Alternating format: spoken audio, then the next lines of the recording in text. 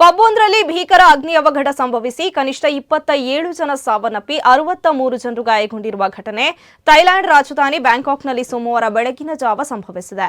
ನಗರದ ಉತ್ತರ ಭಾಗದ ಚತುಚಕ್ ಜಿಲ್ಲೆಯ ರೋಂಗ್ಬೀರ್ನ ಲಾಡ್ ಪ್ರಾವೋ ಪಬ್ವೊಂದರಲ್ಲಿ ಮಧ್ಯರಾತ್ರಿ ಆಕಸ್ಮಿಕವಾಗಿ ಬೆಂಕಿ ಕಾಣಿಸಿಕೊಂಡಿದೆ.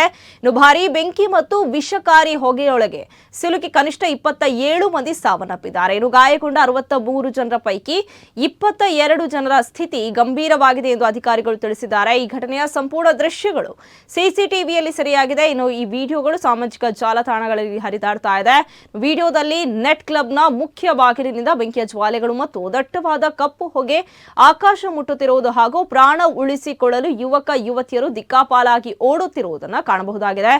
ಘಟನಾ ಸ್ಥಳಕ್ಕೆ ಥೈಲ್ಯಾಂಡ್ ಪ್ರಧಾನಿ ಅನುಟಿನ್ ಚಾನ್ವಿರ್ಲಕುಲ್ ಭೇಟಿ ನೀಡಿದ್ದು 27 ಜನರು ಸಾವನ್ನಪ್ಪಿದ್ದಾರೆ ಮತ್ತು ಹಲವರನ್ನ ಆಸ್ಪತ್ರೆಗೆ ದಾಖಲಿಸಲಾಗಿದೆ. ಅಗ್ನಿ ಅವಘಡಕ್ಕೆ ಕಾರಣವೇನು ಎಂಬುದು ತನಿಖೆಯಿಂದ ತಿಳಿದು ಬರಬೇಕಾಗಿದೆ.